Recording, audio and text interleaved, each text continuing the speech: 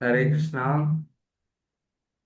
जय ओ राधा माधव कुंज विहारी गोपीजन वल्लभ गिरिवरधारी। जय ओ राधा माधव कुंज विहारी गोपीजन वल्लभ गिरिवरधारी। यशोदनंदन व्रज जनरंजन यशोदनंदन व्रज जनरंजन यमुना तीरवनचारी। जयो राधा माधव कुंज विहारी गोपीजन वल्लभ गिरिवरधारी।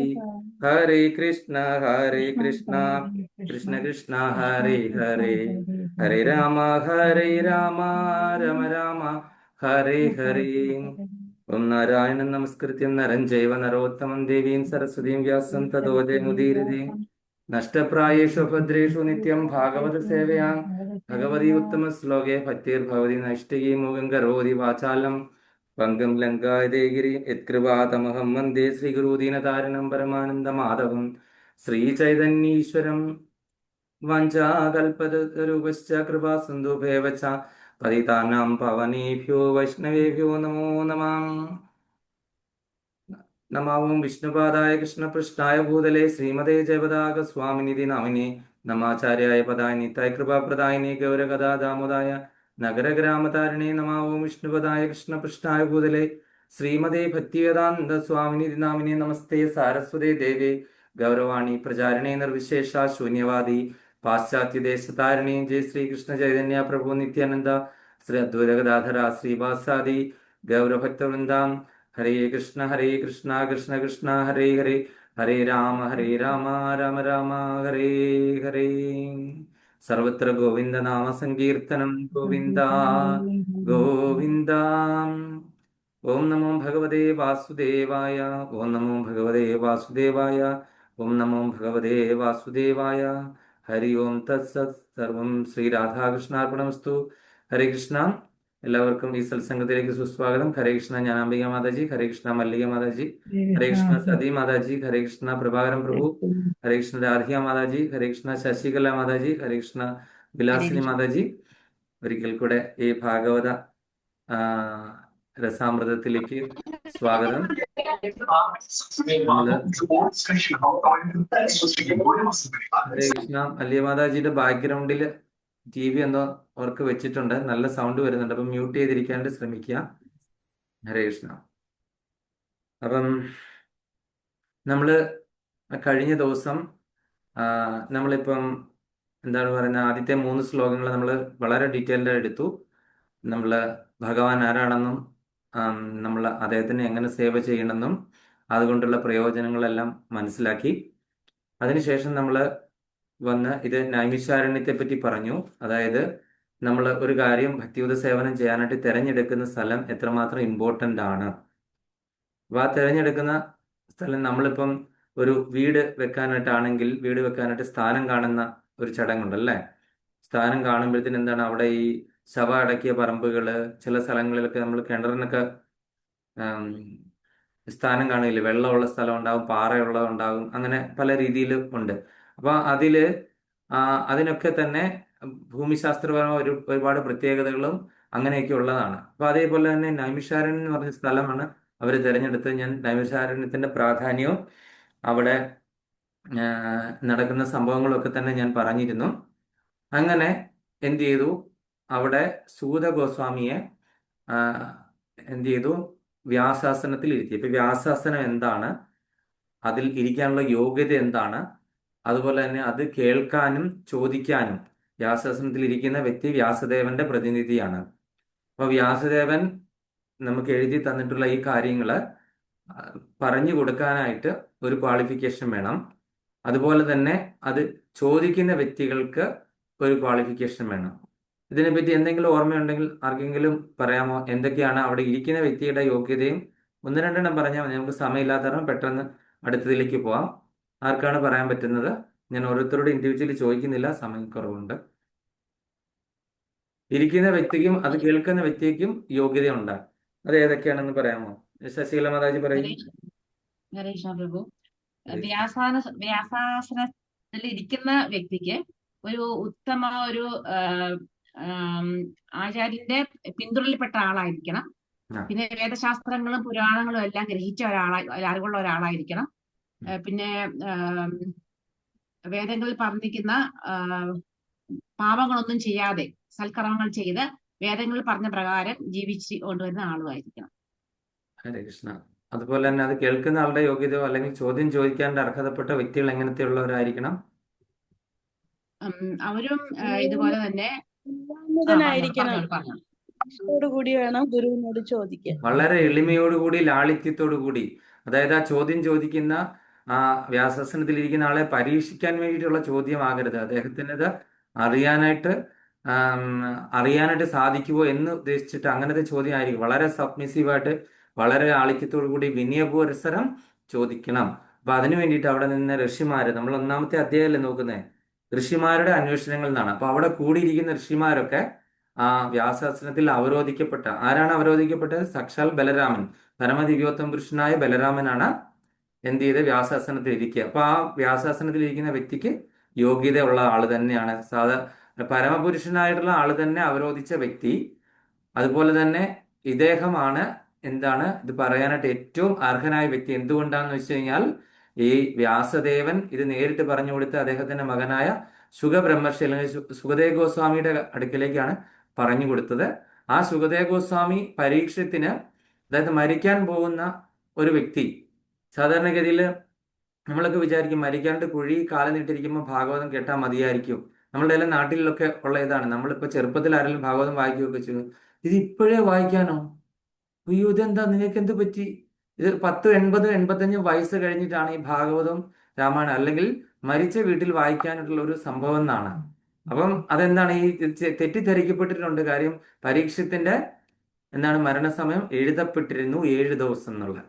അപ്പം നമ്മളുടെ കാര്യം എന്താണ്, ഏത് സമയവും നമുക്കറിയില്ല. പരീക്ഷത്തിന് കൃത്യമായിട്ട് 7 ദിവസം ആയുസ്സുണ്ടായിരുന്നു. അപ്പം ആ പരീക്ഷത്തിന് ആ 7 ദിവസം കൊണ്ട് അദ്ദേഹത്തിന് എന്ത് ചെയ്തു? ആ ഭഗവാനെ മുഴുവനും എന്താണ് ഗർഭത്തിൽ കിടന്ന് അന്വേഷിച്ചുകൊണ്ടിരുന്ന ആ വ്യക്തിത്വത്തെ, അമ്മയുടെ ഗർഭത്തിൽ കിടന്ന് അന്വേഷിച്ചിരുന്ന ആ വ്യക്തിത്വത്തെ അദ്ദേഹത്തിന്റെ അവസാന 7 ദിവസം കൊണ്ട് അദ്ദേഹം എന്ത് ചെയ്തു? അദ്ദേഹം മുഴുവൻ ആ കൃഷ്ണ രസായനം മുഴുവനും അദ്ദേഹം കുടിച്ചു തീർത്തു. ആ കൃഷ്ണ എന്താണ് ഭാവനാമൃതത്തിലാണ് എന്താണ് അദ്ദേഹം ശരീരം വെടിയുന്നത്. അപ്പം ഒന്ന് ആലോചിച്ച് നോക്കി. അപ്പം മരിക്കാൻ കിടക്കുന്ന വ്യക്തികൾക്കല്ല, നമ്മൾ ഗർഭത്തിലിരിക്കുന്ന വ്യക്തി, പ്രഹ്ലാദൻ കേട്ട പോലെ ആയിരിക്കും, ഗർഭത്തിലിരിക്കുന്ന വ്യക്തികൾ തൊട്ട് തന്നെ ഭാഗവതം കേൾക്കണം. അപ്പൊ ആ ഒരു തെറ്റിദ്ധാരണ മാറ്റണം. മരിക്കാറായി കഴിഞ്ഞ് മതി ഭാഗവത പാരായണം, ഭാഗവതം കേട്ടാൽ മതി എന്നുള്ളത് നമ്മൾ പൂർണ്ണമായിട്ടും നമ്മൾ ആ തെറ്റിദ്ധാരണ മാറ്റണം. മരിക്കാനിരിക്കുന്നവർക്കല്ല, നമ്മൾ ജീവിച്ചിരിക്കുന്നവർക്കാണ് ഈ ഭാഗവത രസാമൃതം കേൾക്കേണ്ടത്. കാര്യം ഏത് സമയവും എന്താണ് നമ്മളെ സംബന്ധിച്ചിട്ട് ആയുസ് എന്ന് പറഞ്ഞു കഴിഞ്ഞാൽ അത് എപ്പോഴാണ് എന്താണെന്ന് പോലും നമുക്കറിയില്ല. അപ്പൊ അതുകൊണ്ട് ഈ ഒരു ഭാഗവത രസാമൃതം ശ്രവിക്കേണ്ടത് എന്ന് പറഞ്ഞു കഴിഞ്ഞാൽ ഏത് സമയത്ത് സദാഹരിയായിട്ട് ഇരിക്കുക. അപ്പൊ അത് ചോദിക്കണമെങ്കിൽ ആ വ്യാസാസനത്തിലിരിക്കുന്ന വ്യക്തി ഒരു ഗോസ്വാമി ആയിരിക്കണം, അല്ലെ? ഇന്ദ്രിയങ്ങളെയൊക്കെ നിഗ്രഹിച്ച ആള്. അത് കഴിഞ്ഞ പ്രാവശ്യം ഞാൻ പറഞ്ഞതാണ്, ഓർമ്മയുണ്ടോ എന്ന് എനിക്കറിയത്തില്ല, ആരും ആ പോയിന്റ് പറഞ്ഞില്ല. അത് ഗോസ്വാമി ആയിരിക്കണം. അപ്പൊ ഗോസ്വാമിക്ക് വേണ്ട ക്വാളിഫിക്കേഷൻസിനെ പറ്റിയൊക്കെ നമ്മൾ പറഞ്ഞിരുന്നു. അത് കഴിഞ്ഞിട്ട് ഇത് ചോദിക്കുന്ന ആള് എന്ന് പറഞ്ഞാൽ ഈ ശരിക്കും അറിയാനായിട്ടുള്ള, ഭഗവാനെ പറ്റി അറിയാനായിട്ടുള്ള അതിയായ ആഗ്രഹം കൊണ്ട് വളരെ ദയവോട് താഴ്മയോട് കൂടി ചോദിക്കണം. അതിനു വേണ്ടിയിട്ട് എന്ത് ചെയ്യണം? അവിടെ ഇരിക്കുന്ന ആചാര്യനെ ആദ്യം എന്ത് ചെയ്യണം? ഗ്ലോറിഫൈ ചെയ്യണം. അപ്പൊ ആ ഗ്ലോറിഫിക്കേഷൻ ചെയ്യുന്നതാണ് നമ്മൾ കണ്ടുകൊണ്ടിരുന്നത്. വ്യാസാസനത്തിൽ ഇരിക്കുന്ന ആളെ ഗ്ലോറിഫിക്കേഷൻ ചെയ്തിട്ട് ചോദ്യങ്ങൾ ചോദിച്ചു തുടങ്ങുവാണ്. അപ്പൊ 9ാമത്തെ ശ്ലോകമാണ് നമ്മളിപ്പോൾ നോക്കുന്നത്. ഹരേ കൃഷ്ണ. ശ്രീമദ് ഭാഗവതം അധ്യായം 1, ശ്രീമദ് ഭാഗവതം സ്കന്ധം 1 അധ്യായം 1 ശ്ലോകം 9. തത്ര തത്രാജ്ഞസായുഷ്മാൻ ഭവദായദ്വിനിശ്ചിതം പുംസാമേകാന്തത ശ്രേയസ്തന്നശംസിതു മർഹസി. തത്ര തത്രാജ്ഞസായുഷ്മൻ ഭവദായദ്വിനിശ്ചിതം പുംസാമേകാന്ത ഏകാന്തത ശ്രേയസ്തന്ന ശംസിതു മർഹസി. ഹരേ കൃഷ്ണ. ശ്രീരഞ്ജിനി മാതാജി.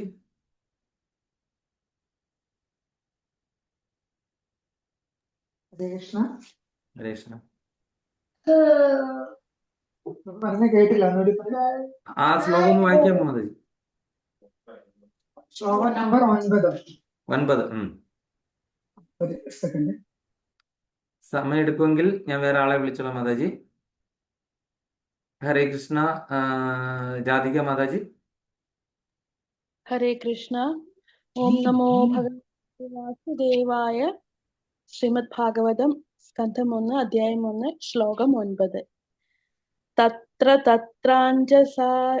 തത്ര തത്രാഞ്ജസായുഷ്മൻ ഭവദായദ്വിനിശ്ചിതം പുംസാമേകാന്തതഃ ശ്രേയസ്തന്ന ശംസിതുമർഹസി.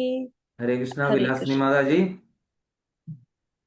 ഹരേ കൃഷ്ണ. ഓം നമോ ഭഗവതേ ആ വായിച്ചോളൂ വായിച്ചോളൂ വായിച്ചോളൂ. തത്ര തത്രാഞ്ജന തത്ര തത്രാഞ്ജസായുഷ്മൻ ഭവദായദ്വിനിശ്ചിതം പുംസാമേകാന്തതഃ ശ്രേയസ്തന്നഃ സംസിതും അർഹസി. ഹരേ കൃഷ്ണ. സംസിതും അർഹസി. ഹരേ കൃഷ്ണ. വിലാസിനി മാതാജി. തത്രാഞ്ജസായുഷ്മൻ ഭവദായദ്നിശ്ചിതം പുംസാമേകാന്തത ശ്രേയസ്തന്ന ശംസിതുമർഹസി. ഹരേ കൃഷ്ണ. ശ്രീല പ്രഭുപാദയുടെ പദാനുപദ തർജ്ജമ. തത്ര അതിനെപ്പറ്റി, അതിനെ സംബന്ധിച്ച്, അജ്ഞസ സരളമായി, ആയുഷ്മാൻ ദീർഘായുസുള്ള, ഭവത സത് ആത്മാവായ അങ്ങ്, യത് എന്തെന്ന്, വിനിശ്ചിതം നിശ്ചിതം വരുത്തിയ, പുംസം സാമാന്യ ജനങ്ങൾക്കായി, ഏകാന്തത പൂർണ്ണമായും, ശ്രേയസ് പര നന്മയ്ക്കായി, തത് അത്, ന ഞങ്ങൾക്ക്, ശംസിതു വിശദീകരിച്ചു തരുക, അർഹസി അർഹിക്കുന്ന. വിവർത്തനം ഭാവാർത്ഥം ഡിവൈൻ ഗ്രേസ് AC ഭക്തിവേദാന്ത സ്വാമി ശ്രീല പ്രഭുപാദ്. ജയ ശ്രീല പ്രഭുപാദ്. ആകയാൽ സാമാന്യ ജനങ്ങളുടെ പരമക്ഷേമത്തിനായി ദീർഘായുസുള്ള അങ്ങ് നിശ്ചയം വരുത്തിയ പൂർണ്ണവും പരമവുമായ നന്മ എന്തെന്ന് ദയവായി ഞങ്ങൾക്ക് മനസ്സിലാകുന്ന വിധത്തിൽ സരളമായി വിവരിച്ചു തന്നു കഴിഞ്ഞാലും. അതിന്റെ ഭാവാർത്ഥം ഞാൻ അംബിക മാതാജി മൈക്ക് ഓണാക്കിയിട്ട്. ഭാവാർത്ഥം. ശ്രീല പ്രഭുപാദ് കി ജയ്. ആചാര്യനെ ആരാധിക്കണമെന്ന് ഭഗവത്ഗീതയിൽ നിർദ്ദേശിച്ചിരിക്കുന്നു. ആചാര്യന്മാരും ഗോസ്വാമിമാരും സാമാന്യ ജനങ്ങളുടെ ക്ഷേമചിന്തയിൽ, വിശേഷിച്ചും ആത്മീയ ക്ഷേമചിന്തയിൽ സദാ മുഴുകിയിരിക്കുന്നു. ആത്മീയ ക്ഷേമമുണ്ടായാൽ സ്വയമേവ ഭൗതിക ക്ഷേമവും ഉണ്ടാകുന്നു. ആകയാൽ സാമാന്യ ജനങ്ങളുടെ ആത്മീയ ക്ഷേമത്തിനുതകുന്ന മാർഗനിർദ്ദേശങ്ങൾ ആത്മീയ ആചാര്യന്മാർ നൽകുന്നു. കലിയുഗത്തിലെ ജനങ്ങളുടെ അസാമർത്ഥ്യത്തെ മുൻകൂട്ടി ദർശിച്ച ശ്രേഷ്ഠ ഋഷിമാർ ഈ യുഗത്തിലെ ജനങ്ങൾ എല്ലാ അർത്ഥത്തിലും നിന്ദ്യരാകയാൽ വെളിപ്പെട്ട അഖില ശാസ്ത്രങ്ങളുടെയും സംക്ഷേപം വിശദമാക്കണമെന്ന് സൂത ഗോസ്വാമിയോട് അഭ്യർത്ഥിച്ചു. തന്നിമിത്തം സാമാന്യ ജനങ്ങളുടെ ശ്രേയസ് അഥവാ പരമക്ഷേമത്തിനുതകുന്നത് എന്തെന്ന് മുനിവര്യന്മാർ ആരാഞ്ഞു. കലിയുഗ ജനങ്ങളുടെ ഗർഹണീയമായ അവസ്ഥ പിൻവരുമാറ് വിവരിച്ചിരിക്കുന്നു. ഹരേ കൃഷ്ണ. ഹരേ കൃഷ്ണ. അപ്പൊ ഇവിടെ പറഞ്ഞിരിക്കുന്നതാണ്, ആകയാൽ സാമാന്യ ജനങ്ങളുടെ പരമക്ഷേമത്തിനായി ദീർഘായുസുള്ള അങ്ങ് നിശ്ചയം വരുത്തിയ. അപ്പം സാമാന്യ ജനങ്ങൾക്ക്, അതായത് നമ്മളെ പോലെയുള്ള സാധാരണക്കാർക്ക് ഇവിടെ പരമക്ഷേമത്തിനായിട്ട് അവര് എന്താണ് അവർക്ക് ഏറ്റവും നല്ലതായിട്ടുള്ള കാര്യം എന്ന് ദീർഘായുസുള്ള അങ്ങ്. കാര്യം അങ്ങേ ഭഗവാൻ ഇവിടെ അവരോധിച്ചിരിക്കുന്ന ആയതുകൊണ്ട്, ഭഗവാൻ അവരോധിച്ച് വെച്ചിരിക്കുന്ന വ്യക്തികൾക്ക് എന്താണ് ദീർഘായുസാണ്. ഒരു പർട്ടിക്കുലർ കാര്യത്തിന് വേണ്ടിയിട്ട് ഭഗവാൻ അവിടെ വെച്ചിരിക്കുകയാണ് അല്ലെ. 10,000-കണക്കിന് വർഷമാണ് ഇവിടെ ഈ പറയുന്ന സത്രം, ഭാഗവത സത്രം ഇവിടെ നടന്നത് നൈമിഷാരണ്യത്തിൽ. അതുകൊണ്ടാണ് നൈമിഷാരണ്യത്തിൽ പോയ ആൾക്കാർക്കൊക്കെ തന്നെ ഭയങ്കര അവിടുന്ന് എനർജി കിട്ടും. അവിടെ ഇരുന്ന് ഭാഗവതം വായിക്കുക, അല്ലെങ്കിൽ ഭാഗവത സപ്താഹം കേൾക്കുക. ഇപ്പൊ ജ്ഞാനാംബിക മാതാജിക്ക് 2 പ്രാവശ്യമൊക്കെ പോയെന്നാണ് പറയുന്നത് മാതാജി. അപ്പൊ അതെന്ന് പറഞ്ഞു കഴിഞ്ഞാൽ എത്ര വലിയ പുണ്യാണെന്ന് തന്നെ പറയാനില്ല. കാര്യം പതിനായിരക്കണക്കിന് ഇരിക്കുന്ന ഋഷിമാരുടെ അവിടെ ഈ വേദങ്ങള്, ഉപനിഷത്തുക്കള്, പോവുകയും ചെയ്തു. പുരാണങ്ങള്. ആ ആ- ആ ചക്രതീർത്ഥത്തിൽ ഇറങ്ങി കുളിക്കുകയും ചെയ്തു. അന്ന് ഹരിബോൾ. കുളിക്കുമായിരുന്നു ആ ചക്രതീർത്ഥത്തില്. അപ്പം ഈ പറയുന്ന എന്താണ് പറയുന്നത്, ഈ ഈ ഒരു സ്ഥലം പർട്ടിക്കുലർലി ഈ സ്ഥലം നമ്മൾ തിരഞ്ഞെടുത്തതിന് കാരണമുണ്ട്. അപ്പൊ അങ്ങനെ ദീർഘായുസ് ഉണ്ടല്ലേ. ദീർഘായുസ് ഉണ്ടെങ്കിൽ മാത്രമല്ലേ ഉള്ളൂ ഇത്രയും വർഷക്കണക്കിന് കാലം ഇങ്ങനെ ഇരുന്നിട്ട് ഇത് പറയാനായിട്ട് പറ്റുള്ളൂ അല്ലേ. അപ്പൊ ദീർഘായുസുള്ള അങ്ങ്, കാര്യം ഭഗവാന്റെ കഥ പറയുന്നത് നിമിഷ നേരം കൊണ്ട് മരിച്ചു പോകുന്ന ഒരാൾക്ക് ഭഗവാന്റെ കഥ പറയാനായിട്ട് പറ്റത്തില്ല. അപ്പൊ അതുകൊണ്ട് തീർച്ചയായിട്ടും ദീർഘായുസുള്ള വ്യക്തി തന്നെയാണ്. അപ്പൊ അങ്ങ് നിശ്ചയം വരുത്തിയതാ, അതായത് അദ്ദേഹത്തിന് നിശ്ചയമുണ്ട് എന്താണ് പരമക്ഷേമത്തിന് ഉതകുന്ന കാര്യം. അപ്പൊ അങ്ങ് നിശ്ചയം വരുത്തിയ, അപ്പൊ ചോദിക്കുന്ന ആ ചോദ്യകർത്താവ് എന്തുമാത്രം ഋഷിമാര് എന്തുമാത്രം ചിന്തയോട് കൂടിയാണ് ചോദിക്കുന്നത്. അങ്ങ് നിശ്ചയം വരുത്തിയ, അങ്ങയ്ക്ക് ഉറപ്പുള്ള, അതായത് നമുക്കൊരു കാര്യം പറയണമെന്നുണ്ടെങ്കിൽ നമ്മൾ എന്താണ് അത് അനുഭവിച്ചറിഞ്ഞ് അല്ലെങ്കിൽ പരീക്ഷിച്ചിരിക്കുന്ന കാര്യം, അങ്ങനെയുള്ളവരാണ് ആചരിച്ച് കാണിക്കുന്ന ആൾക്കാരാണ് ആചരിക്കുന്നത്. അല്ലെ പറയുന്നതേ എന്ത് ചെയ്തോളൂ, പറയുന്നത് തന്നെ പ്രവർത്തിക്കണം, പ്രവർത്തിക്കുന്നതേ പറയൂ. ഇങ്ങനെയുള്ള ആൾക്കാരാണ് ആചാര്യൻ എന്ന് പറയുന്നത്. അപ്പൊ അങ്ങ് എന്താണ് ആചരിച്ച് പരിചയമുള്ള കാര്യം അല്ലെങ്കിൽ ദൃഢനിശ്ചയമുള്ള കാര്യം മാത്രമേ അങ്ങ് പറയൂ എന്ന് നമുക്ക് ഉറപ്പുണ്ട് എന്നാണ് ഇതിന്റെ അവർ പറഞ്ഞു വരുന്നതിന്റെ അർത്ഥം അല്ലേ. അങ്ങ് ആചരിച്ച് ഉറപ്പ് വരുത്തിയ കാര്യം മനസ്സിലല്ലേ. അപ്പം അത് പൂർണ്ണവും പരമവുമായ നന്മ എന്തെന്ന് ദയവായി പൂർണ്ണമായിരിക്കണം അല്ലെ. അത് ഒരു ടെമ്പററി ഒരു സൊല്യൂഷൻ കൊണ്ടുതന്നിട്ട് എന്തെങ്കിലും കാര്യമുണ്ടോ? കലിയുഗത്തിലെ ജനങ്ങളെല്ലാം ടെമ്പററി ആയിട്ടുള്ള കാര്യങ്ങൾക്ക് കൊണ്ടാണ് ഓടി നടക്കുന്നത് നമുക്കറിയാം. അപ്പൊ അതുകൊണ്ട് അതൊരു പെർമനന്റ് ആയിട്ടുള്ള ഒരു സൊല്യൂഷൻ ആയിരിക്കണം കൊണ്ടു തരേണ്ടത്. പരമവുമാണ്, അതെന്താണ് ഏറ്റവും സുപ്രീം ആയിട്ടുള്ള ഒരു സൊല്യൂഷനാണ് ഞങ്ങള് അങ്ങയോട് ചോദിക്കുന്നത്. ഏറ്റവും സുപ്രീം ആയിട്ടുള്ള എന്ത് കാര്യങ്ങളാണ് ചെയ്യേണ്ടത് കലിയുഗത്തിലെ ജനങ്ങളുടെ ക്ഷേമത്തിനായിട്ട്. അപ്പം അത് വളരെ സരളമായിട്ട്, കാര്യം എന്താണ്, ഇത് കടുകട്ടിയായിട്ടുള്ള വാക്കുകളിലൂടെ പറഞ്ഞു കഴിഞ്ഞാൽ നമുക്ക് മനസ്സിലാകത്തില്ല അല്ലേ. അപ്പൊ നമ്മള് ഈ കാര്യങ്ങളൊക്കെ സംസ്കൃതത്തിൽ ഞാൻ ഇവിടെ ഇരുന്ന് നിങ്ങളോട് എക്സ്പ്ലെയിൻ ചെയ്ത് നിങ്ങൾക്ക് എങ്ങനെ മനസ്സിലാകും? അതുകൊണ്ട് അതായത് ഞാൻ സംസ്കൃതം പഠിച്ചിട്ടുണ്ട്, ഞാൻ എൻ്റെ നോളജിന്റെ ഒരു ഭണ്ഡാരം നിങ്ങളിലേക്ക് ഇറക്കി വെക്കാൻ ശ്രമിച്ചു കഴിഞ്ഞാൽ നിങ്ങൾ എത്ര പേര് ഈ ക്ലാസ്സിലിരിക്കും? ആരെങ്കിലും കാണും? അവസാനം ഞാനും ഈ പറയുന്ന ഈ ഈ ലാപ്ടോപ്പും മാത്രം കാണും, വേറൊരു വ്യക്തിയും കാണത്തില്ല. കാര്യം എന്താണ്, മനസ്സിലാകുന്ന വിധത്തിൽ, ഞങ്ങൾക്ക് മനസ്സിലാകുന്ന വിധത്തിൽ വേണ്ടേ പറഞ്ഞു തരാൻ. അപ്പൊ നിങ്ങളുടെ അതേ സ്റ്റാൻഡാർഡിൽ നിന്നുകൊണ്ട് വേണം, അതായത് നമ്മൾ ഇരിക്കുന്ന പ്രേക്ഷകരുടെ സ്റ്റാൻഡാർഡ് എന്താണെന്ന് മനസ്സിലാക്കിയിട്ട് വേണം ആ വ്യാസാസനത്തിൽ ഇരിക്കുന്ന വ്യക്തി ഒരു കാര്യം പറഞ്ഞു കൊടുക്കാനായിട്ട്.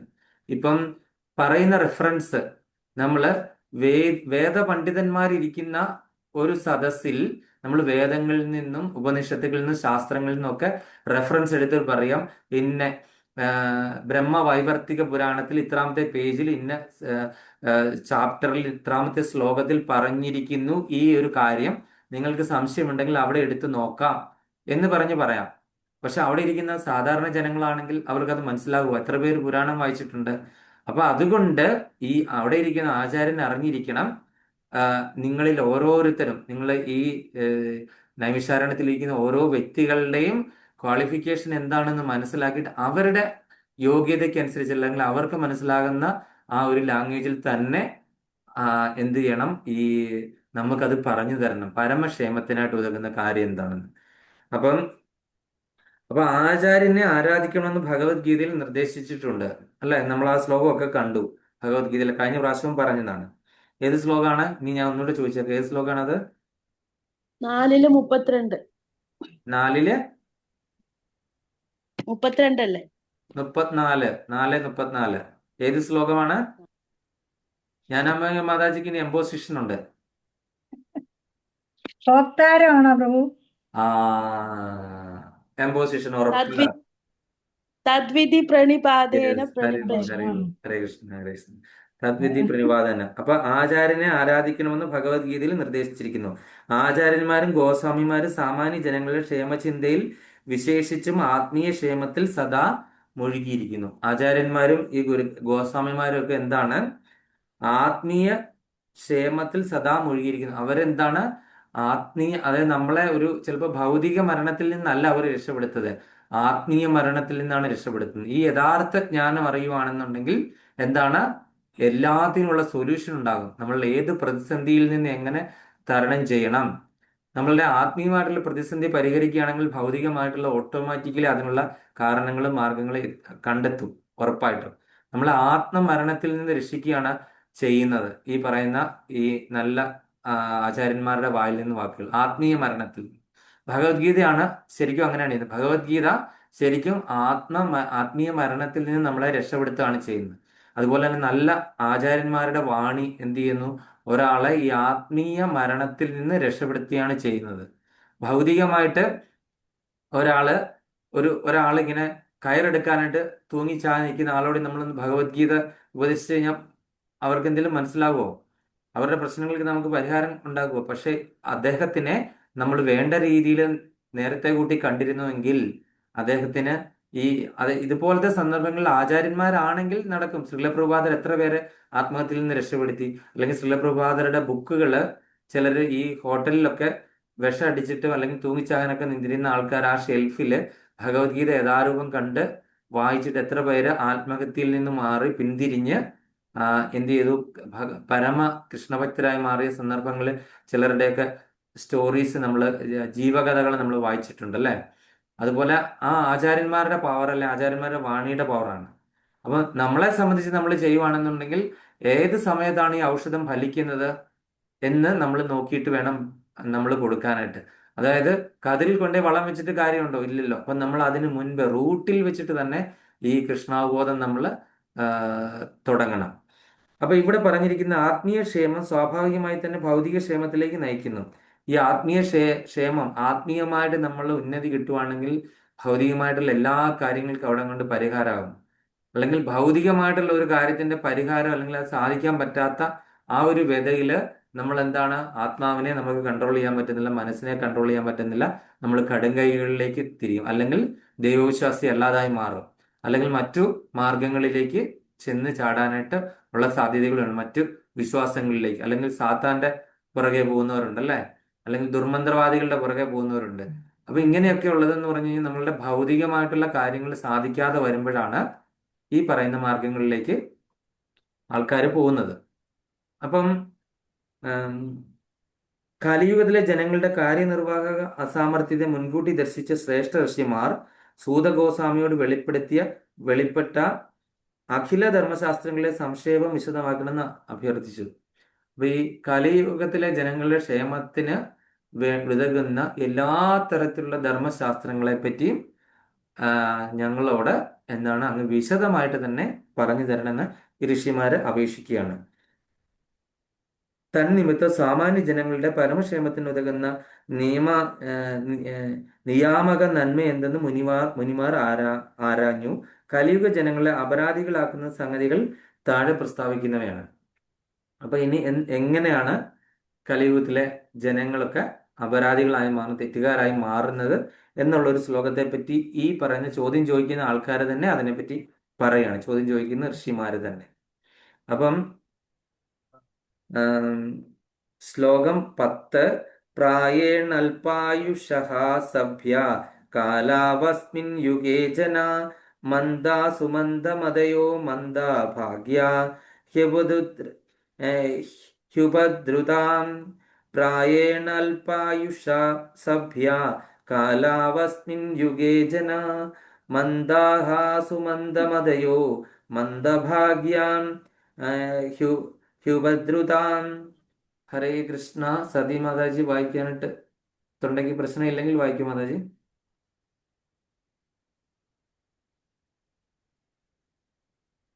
മാതാജി കാണുന്നില്ല. പത്മ മാതാജി.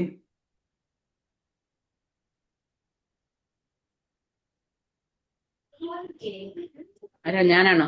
ആ. ഹരേ കൃഷ്ണ. ഹരേ കൃഷ്ണ പ്രഭു. ഇവിടെ എനിക്ക് ക്ലിയർ ആവുന്നില്ല പ്രഭു. ഓക്കെ, പത്മ മാതാജി വായിച്ചോളൂ.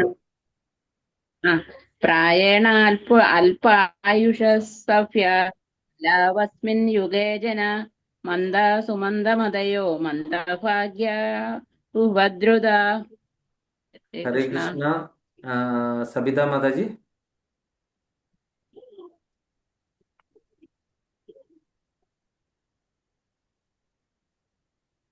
ഹരേ ഹരേ കൃഷ്ണ. കൃഷ്ണ പാടിട്ടെ.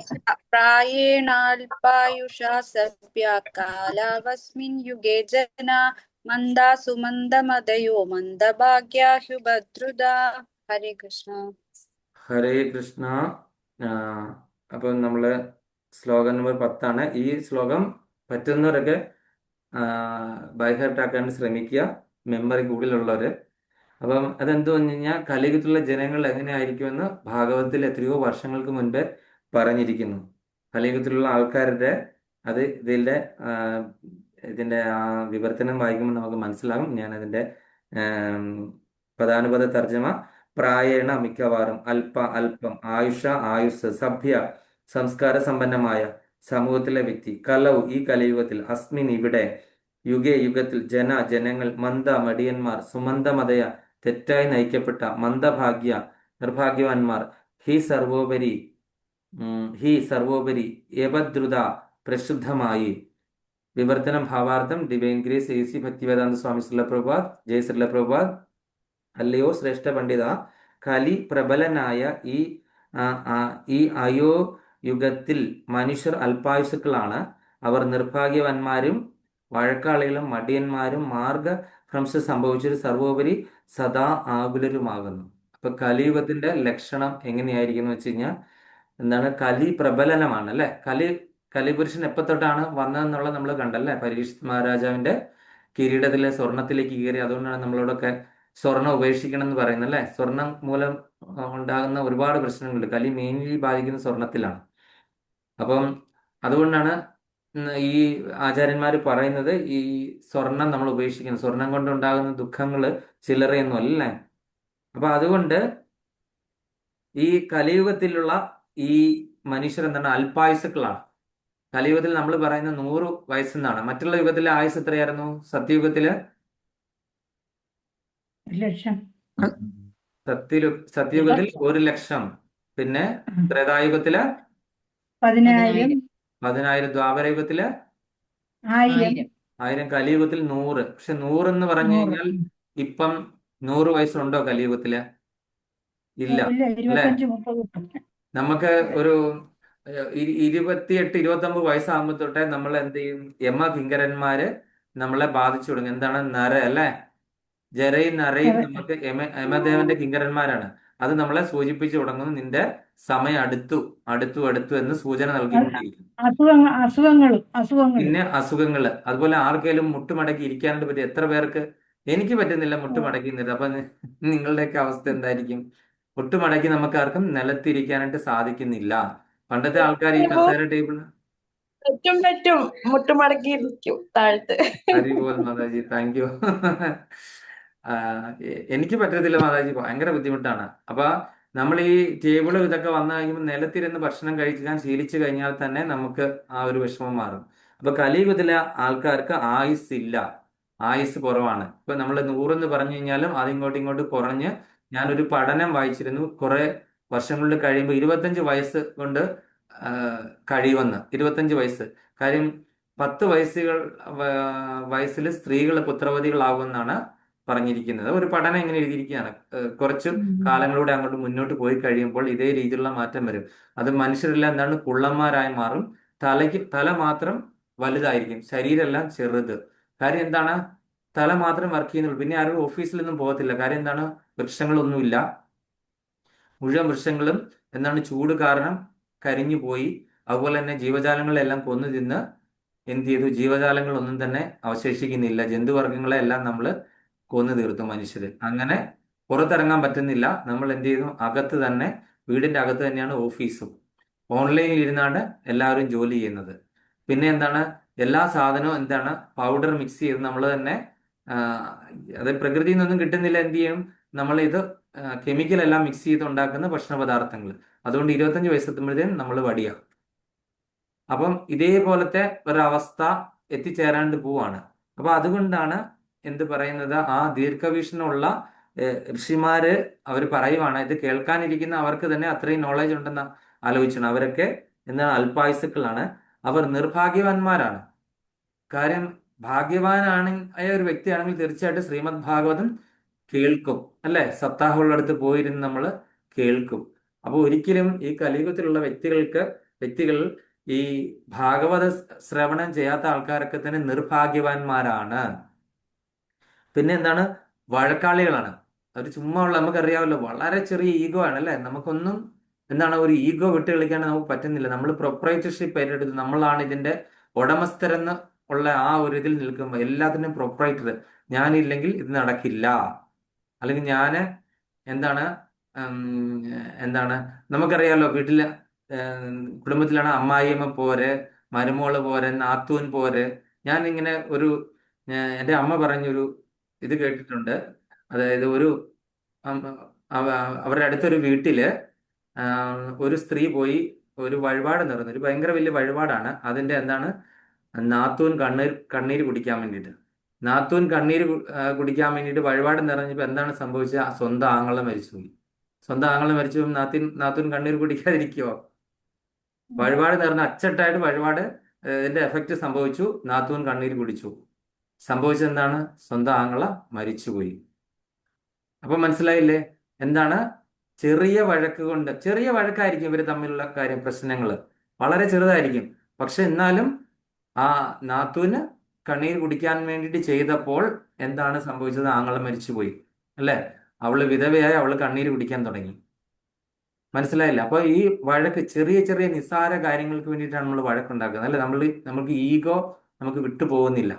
നമ്മളുടെ ഈഗോ, നമ്മള് ഭർത്താവാണ്, നമ്മള് പിതാവാണ്, അതുപോലെ നമ്മള് പുത്രനാണ്, നമ്മള് എഞ്ചിനീയർ ആണ്, നമ്മൾ ഇന്ന കുലത്തിൽ പിറന്ന്, ഇങ്ങനെയുള്ള കുറെ ഈഗോസ് ഉണ്ട്. ഈ ഈഗോസ് ആണ് ഈ കലിയുഗത്തിൽ ഉണ്ടാകുന്ന വഴക്കുകളുടെ എല്ലാം കാരണം. അപ്പൊ ഈ ഈഗോ വെടിയാനാണ്, ലീവ് ഈഗോ. നമ്മളെ ഭഗവത്ഗീത പഠിപ്പിക്കുന്നതാണ് ലീവ് ഈഗോ. നമ്മളുടെ ഈഗോ വെടിഞ്ഞിട്ട് നമ്മൾ എന്താണ് ശരിയായിട്ടുള്ള ഈഗോ എന്താണ്? ആർക്കാ പറയാൻ പറ്റുന്നത്? ഭഗവാന്റെ സേവകനാണ്. ഞാൻ ഭഗവാന്റെ ശാശ്വത അംശമാണ് അല്ലെ. ഞാനെന്ന ഭാവം അത് തോന്നായിക വേണമിഹ, തോന്നുന്നതാകിലഖിലം ഞാനിതെന്ന വഴി, തോന്നേണമേ വരദ നാരായണായ നമ. അതായത് ഒരിക്കലും ഞാനെന്ന ഭാവം എനിക്ക് തോന്നരുത്. ആനന്ദ ചിന്മയ ഹരേ ഗോപികാരമണ, ഞാനെന്ന ഭാവം അത് തോന്നായിക വേണമിഹ, തോന്നുന്നതാകിലഖിലം ഞാനിതെന്ന വഴി, തോന്നേണമേ വരദ നാരായണായ നമ. അതായത് ഞാൻ എന്ന ഭാവം എനിക്ക് ഒരിക്കലും തോന്നരുത്. തോന്നുവാണെങ്കിൽ തന്നെ എന്താണ്, ഈ പ്രപഞ്ചം മുഴുവൻ നിലനിൽക്കുന്ന ശക്തി എന്നിലുള്ളിലും ഉണ്ട്, അല്ലെങ്കിൽ എന്നിലുള്ളിൽ ആ ശക്തി തന്നെയാണ് ഈ പ്രപഞ്ചത്തിലെ ഓരോ ജീവജാലങ്ങളുടെ ഉള്ളിലിരിക്കുന്നത് എന്നുള്ള ആ ഒരു തോന്നലുണ്ടാകണം. ആ ഒരു അഹങ്കാരം എന്ന് പറഞ്ഞു കഴിഞ്ഞാൽ നല്ലൊരു അഹങ്കാരമാണ്. ഞാൻ ഭഗവാന്റെ ശാശ്വത അംശമാണ്, ഞാൻ ഈ ശരീരമല്ല, ഞാൻ ആത്മാവാണ്. ഇതാണ് ശരിയായിട്ടുള്ള അഹങ്കാരം. നമ്മൾ ശരീരമാണെന്നുള്ള ചിന്തിക്കുന്ന മിഥ്യാഹങ്കാരം. കാര്യം ശരീരം എന്ന് പറയുന്നത് മിഥ്യയാണ്. അപ്പൊ അതുപോലെ തന്നെ വഴക്കാളികൾ മടിയന്മാരാണ് അല്ലെ. നമുക്കറിയാം ഇപ്പോഴത്തെ ഉള്ള പിള്ളേരോട് നമ്മൾ എന്ത് പറഞ്ഞാലാണ് കേൾക്കുന്നത്. ഞാൻ എൻ്റെ മകനോട് തന്നെ എന്തെങ്കിലും പറഞ്ഞു കഴിഞ്ഞാൽ അവന്റെ വഴിക്ക് പോകും. ഇന്ന പോലെ ഒരു കാര്യം ചെയ്യാൻ പറഞ്ഞു കഴിഞ്ഞാൽ അവർക്കൊന്നും അതിന് സമയമില്ല. അവർക്ക് എന്താണ്, ഈ സോഷ്യൽ മീഡിയയിലും ഇതിലും മൊബൈലിലും കളിക്കാനായിട്ടാണ് അവർക്കൊക്കെ സമയം. ബാക്കി നമ്മൾ എന്തെങ്കിലും കാര്യം പറഞ്ഞ് ഇന്നത്തെ ആരതി ചെയ്യാവന്ന് അങ്ങനെയൊക്കെ പറഞ്ഞു കഴിഞ്ഞാലും അവർക്ക് അതിനൊന്നും താല്പര്യമില്ല, ഇൻട്രസ്റ്റ് കുറവാണ്. കാര്യം കലിയുഗത്തിന്റെ പ്രത്യേകത ഇവരുടെ ആരുടെയും കുഴപ്പമല്ല.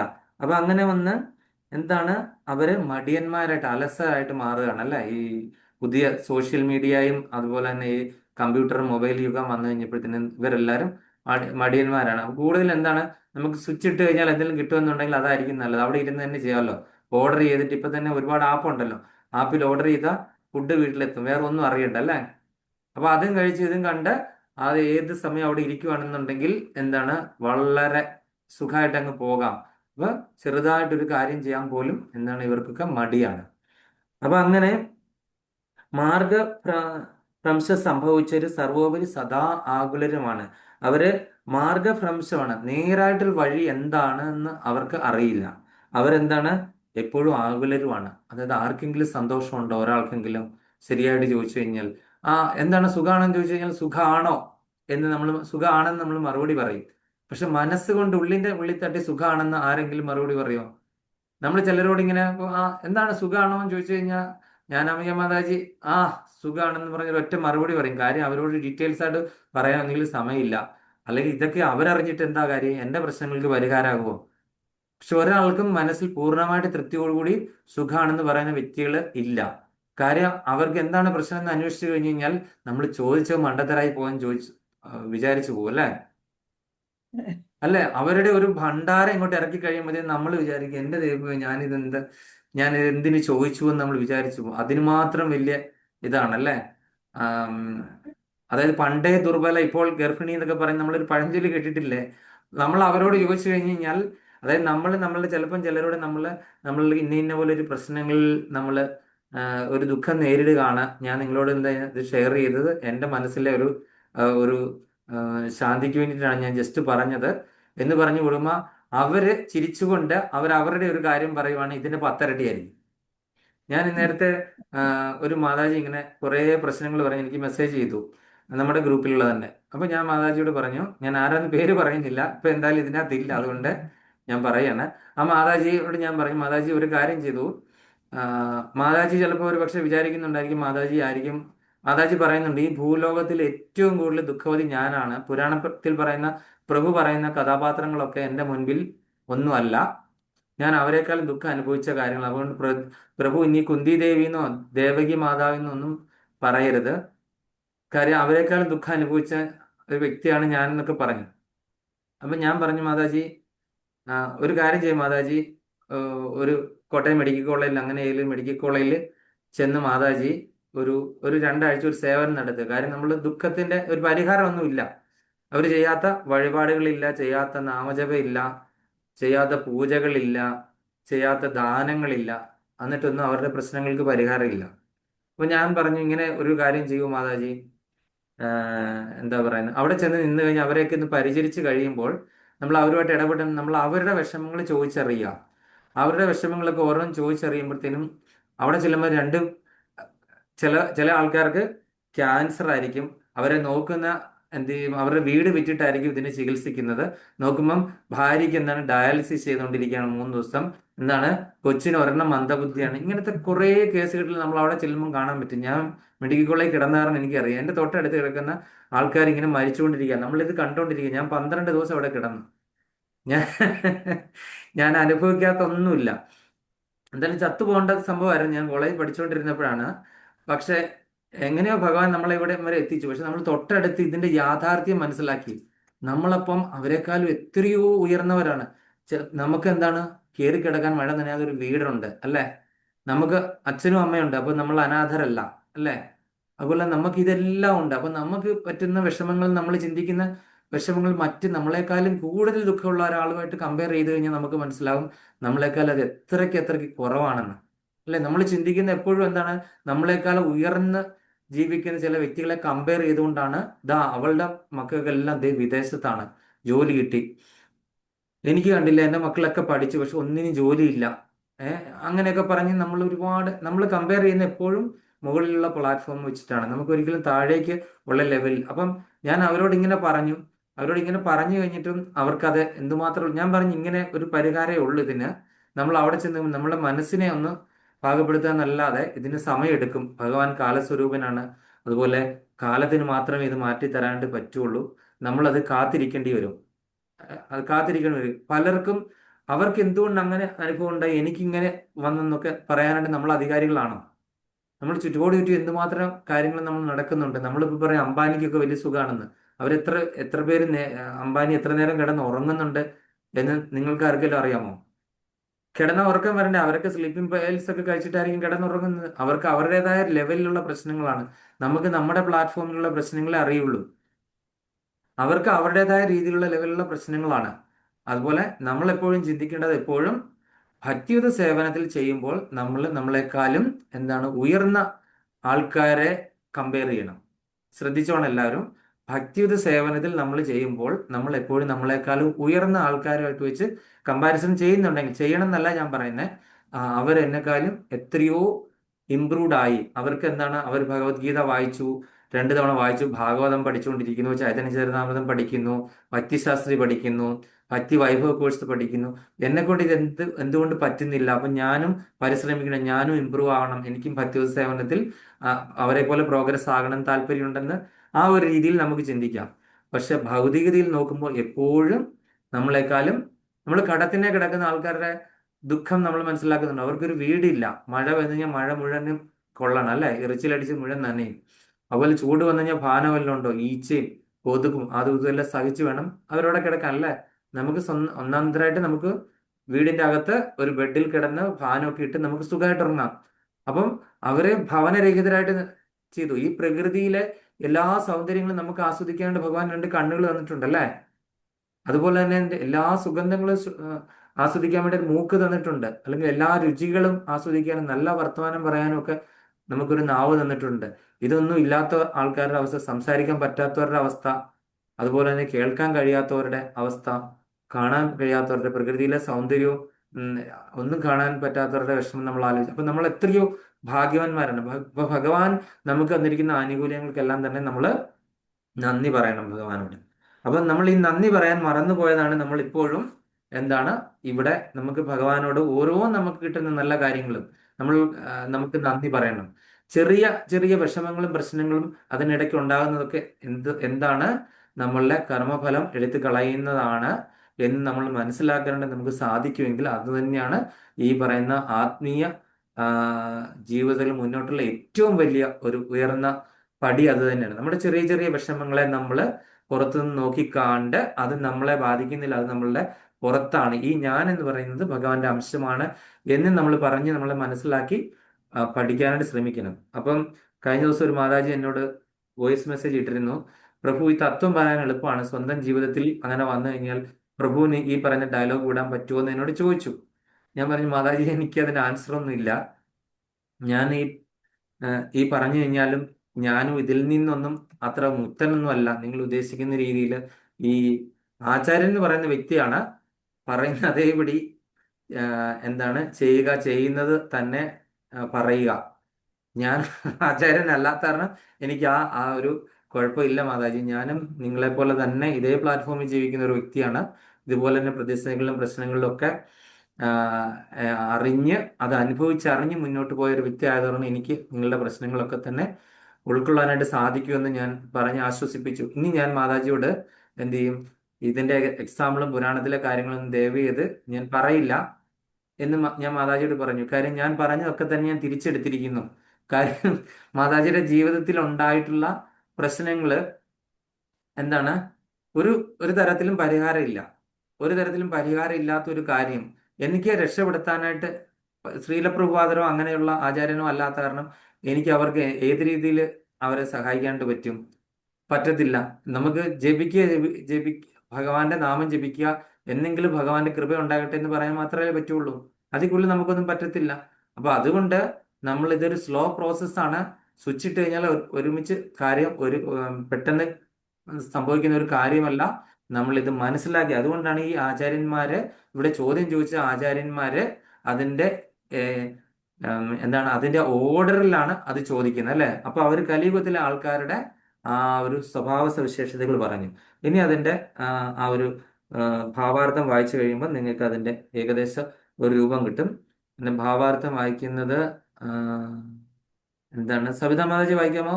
മാതാജിയിൽ ഭാഗവതം ഉണ്ടോ? അതോ ഇനി മറ്റേ വാട്സപ്പിൽ രാധിക മാതാജി ഷെയർ ചെയ്തിരുന്നു, അത് നോക്കി വായിക്കാൻ പറ്റുമെങ്കിൽ വായിക്കാം.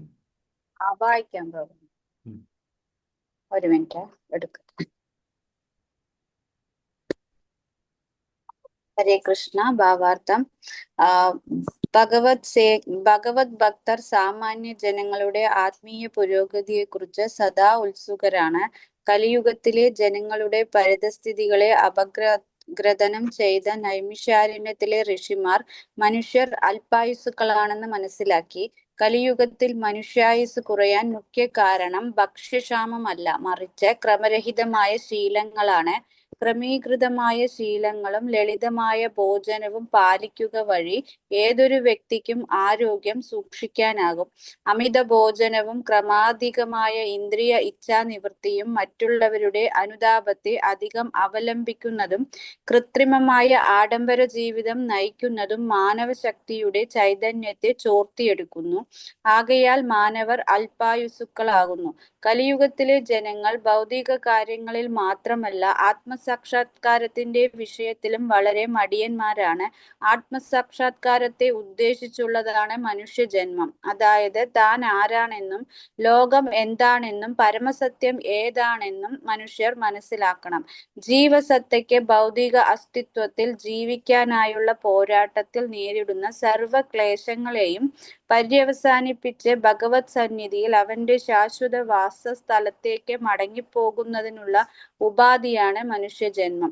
എന്നാൽ മോശമായ വിദ്യാഭ്യാസ വ്യവസ്ഥ മൂലം ആത്മസാക്ഷാത്കാരത്തിന് ജനങ്ങൾക്ക് യാതൊരു ഇച്ഛയുമില്ല. ഒരു പക്ഷേ ഏതെങ്കിലും തരത്തിൽ ആത്മസാക്ഷാത്കാരത്തെക്കുറിച്ചറിയാൻ ഇടവന്നാൽ പോലും നിർഭാഗ്യവശാൽ അവർ വഴിതെറ്റിയ ഗുരുക്കന്മാരുടെ ബലിയാടായി തീരുന്നു. ഹരേ കൃഷ്ണ മാതാജി. ഹരേ കൃഷ്ണ. ഹരേ ഈ ശശികല മാതാജി. ശശി. ഹരേ ഹരേ കൃഷ്ണ പ്രഭു. ഹരേ കൃഷ്ണ. പ്രഭു ഒന്ന് എവിടം വരെ ആയിട്ട് പ്രഭു? ഞാൻ ഒന്ന് ഇടയ്ക്ക് ഒന്ന് മിസ്സായി പോയി. അതെയോ? അത് രണ്ടാമത്തെ പാരഗ്രാഫ് കഴിഞ്ഞു. 10ാമത്തെ ശ്ലോകത്തിന്റെ. ആ, ഹരേ കൃഷ്ണ. കലിയുഗത്തിൽ ജനങ്ങൾ വ്യത്യസ്തങ്ങളായ നിരവധി രാഷ്ട്രീയ തത്വ സംഹിതകളുടെയും രാഷ്ട്രീയ കക്ഷികളുടെയും മാത്രമല്ല സിനിമ, വ്യായാമം, ചൂതുകളി, ക്ലബ്ബ്, സമാജം, സാംസ്കാരിക പുസ്തകശാലകൾ, ദുഷിച്ച സംസർഗം, പുകവലി, മദ്യപാനം, വഞ്ചന, മോഷണം, കലഹം തുടങ്ങി ഇന്ദ്രിയ സംതൃപ്തി വരുത്തുന്ന പല വിധങ്ങളായ അസംഖ്യം കേളികളുടെ ഇരയായിത്തീരുന്നു. വിഭിന്നങ്ങളായ അസംഖ്യം ഏർപ്പാടുകളിൽ വ്യാപരിക്കുന്നതിനാൽ അവരുടെ മനസ്സ് സദാ ഉത്കണ്ഠാകുലമാണ്. ഈ യുഗത്തിൽ തത്വദീക്ഷയില്ലാത്ത വ്യക്തികൾ വെളിവാക്കപ്പെട്ട ധർമ്മശാസ്ത്രങ്ങളെയോ വേദസാഹിത്യങ്ങളെയോ ആധാരമാക്കാതെ മതവിശ്വാസങ്ങൾ സൃഷ്ടിക്കുകയും ഇന്ദ്രിയ ഇച്ഛാനിവർത്തിക്ക് അധീനരാവുകയും ചെയ്യുന്നു. തൽഫലമായി മതത്തിന്റെ പേര് പറഞ്ഞ് മതാചാരമെന്ന വ്യാജേന പലവിധ പാപകർമ്മങ്ങൾ, അധർമ്മങ്ങൾ പ്രവർത്തിക്കുകയും ചെയ്യുകയാൽ സാമാന്യ ജനങ്ങൾക്ക് മനസ്സമാധാനവും ശാരീരിക ആരോഗ്യവും നഷ്ടപ്പെടുന്നു. താമസം വിന വിദ്യാർത്ഥി സമൂഹങ്ങൾ സംരക്ഷിക്കപ്പെടാതാകും. ഗ്രഹനാഥന്മാർ ഗൃഹസ്ഥ ആശ്രമ നിയമാനുശാസ്ത്രങ്ങൾ പരിപാലിക്കാതെയാകും. തൽഫലമായി ഗൃഹസ്ഥ ആശ്രമത്തിൽ നിന്നും വരുന്ന അത്തരം വാനപ്രസ്ഥരും സന്യാസിമാരും നേരായ മാർഗത്തിൽ നിന്നും വ്യതിചലിക്കുന്നു. കലിയുഗത്തിൽ ലോകം അവ്യസ്തതയാൽ പൂരിതമാകും. ആത്മീയ മൂല്യങ്ങളിൽ ജനങ്ങൾക്ക് താല്പര്യമില്ലാതാകും. സംസ്കാരത്തിന്റെ നിലവാരം ഭൗതിക ഇന്ദ്രിയ സംതൃപ്തിയായി തീരും. അത്തരം ഭൗതിക സംസ്കാര സംരക്ഷണത്തിനായി സമ്മിശ്ര രാഷ്ട്രങ്ങളും സമൂഹങ്ങളും രൂപീകരിക്കുകയും വ്യത്യസ്ത സമൂഹങ്ങൾ അഥവാ ചേരികൾ തമ്മിൽ നിരന്തരം ഉഷ്ണശീത യുദ്ധങ്ങളിൽ ഏർപ്പെടുകയും ചെയ്യുന്നു. മാനവ സമൂഹത്തിന്റെ വികലമായ വർത്തമാന മൂല്യങ്ങൾ കാരണം ആത്മീയ മാനദണ്ഡങ്ങളെ ഉന്നതമാക്കാൻ അധികം പ്രയാസമായി തീരുന്നു. സർവ പതിതാത്മാക്കളെയും കുഴപ്പത്തിൽ നിന്നും ജനന മൃതി ആവർത്തന ചക്രത്തിൽ നിന്നും ഭൗതിക ക്ലേശങ്ങളിൽ നിന്നും മോചിപ്പിക്കാൻ വ്യാകുലരായ നൈമിഷാരണത്തിലെ ഋഷിമാർ സൂത ഗോസ്വാമിയോട് പരിഹാര നിർദ്ദേശം ആരാഞ്ഞു. ഹരേ കൃഷ്ണ. അപ്പം കലിയുഗത്തിലെ ജനങ്ങള് ഏതെല്ലാം സ്വഭാവ സവിശേഷതകൾ അല്ലെങ്കിൽ ഏതെല്ലാം പ്രശ്നങ്ങൾക്ക് അടിമയാണ് എന്നുള്ളത് മനസ്സിലാക്കി. അവരൊക്കെ സദാ ആകുലരാണ് അല്ലേ? ഇപ്പോൾ നമ്മളൊരു കൊച്ചു കുട്ടിയോട് ചോദിച്ചു കഴിഞ്ഞാൽ ആ കൊച്ചു കുട്ടിക്കും ഇപ്പോഴത്തെ കുട്ടികൾക്കൊന്നും ഒരു സന്തോഷമില്ല. പണ്ടത്തെ കുട്ടികളൊക്കെ എന്നോട് അമ്മ പറയും 4-5 കുട്ടികളെ നോക്കിക്കൊണ്ടിരുന്ന എന്താണ്, ജസ്റ്റ് ചിലപ്പം എന്താണ് പറയുക, ഈ ചെരുപ്പില്ലേ, ചെരുപ്പ് വെട്ടിയ 2 ടയർ ഇട്ടിട്ടുള്ള ഒരു ചക്രം അല്ലെങ്കിൽ ഒരു ഓലപ്പീപ്പി അല്ലെങ്കിൽ ഓല ഇങ്ങനെ വെച്ചിട്ട് പച്ചോല വെച്ചിട്ട് ഒരു കാറ്റാടി പോലത്തെ ഒരു സാധനം, അതുകൊണ്ടൊക്കെ ആ പിള്ളേർ അവിടെ ഇരുന്നുള്ളേ, മെഴുകിയ തറയിലൊക്കെ അവിടെ ഇരുന്നുകൊണ്ട് ഒരു വഴക്കുമില്ല. ഇപ്പോഴത്തെ കുട്ടികളുടെ ആ ഒരു ഇത് കണ്ടിട്ടുണ്ടോ? മീൻസ് ഹൈപ്പർ ആക്റ്റീവാണ്. കാര്യം എന്താണ് അങ്ങനെ ഹൈപ്പർ ആക്റ്റീവ് ആകാൻ കാര്യം? അച്ഛനും അമ്മയും കഴിക്കുന്ന ഭക്ഷണ പദാർത്ഥങ്ങൾ അല്ലേ, ഗർഭാവസ്ഥയിൽ കഴിക്കാത്ത ഐറ്റങ്ങൾ വേറെ ഒന്നും കാണില്ല അല്ലേ. കുട്ടിക്ക് വളരാനും എല്ലാം വേണ്ടിയിട്ട് പ്രോട്ടീൻ പൗഡർ അടക്കം അങ്ങനെയൊക്കെയുള്ള ഒരുപാട് സാധനങ്ങൾ കഴിച്ചിട്ട് കുട്ടി എന്താണ് ഭയങ്കര ഹൈപ്പർ എനർജറ്റിക് ആയിട്ട് വരാൻ നിയന്ത്രിക്കാണ്ട് പറ്റുന്നില്ല. 4-5 പേര് ഈ കുട്ടിയുടെ പുറകെ ഓടണം അല്ലേ. അപ്പം എന്നാലും ആ കുട്ടികൾ സംതൃപ്തരാണോ? പണ്ടത്തെ കുട്ടികളെ പോലെ അല്ല അല്ലേ. അവര് ഹൈപ്പർ ആക്റ്റീവാണ്. അവർ പോലും ആകുലരാണ്. ഇവൻ മരിക്കാൻ കിടക്കുന്ന വ്യക്തികളും എന്താണ് സമാധാനമായിട്ട് മരിക്കാനായിട്ട് സാധിക്കുമോ? നമ്മൾ ആ ഇവരുടെ കാര്യം കണ്ടില്ലേ നമ്മള്? പിന്നെ മരിക്കാൻ നേരത്ത് എന്താണ് ഈ ഭഗവാനെ ഓർക്കുവാണെന്നുണ്ടെങ്കിൽ നമ്മൾ ഭഗവാന്റെ അടുത്തേക്ക് പോകുന്ന അജാമിള മോക്ഷത്തിൽ കൂടെ പഠിച്ചു അല്ലേ. അപ്പം അതിനെ അജാമിള മോക്ഷം വെച്ചിട്ട് ഭഗവാനെ പറ്റിക്കാൻ നോക്കിയ ഒരാളുടെ കഥ നമ്മൾ പലതവണ പറഞ്ഞിട്ടുണ്ടാകും.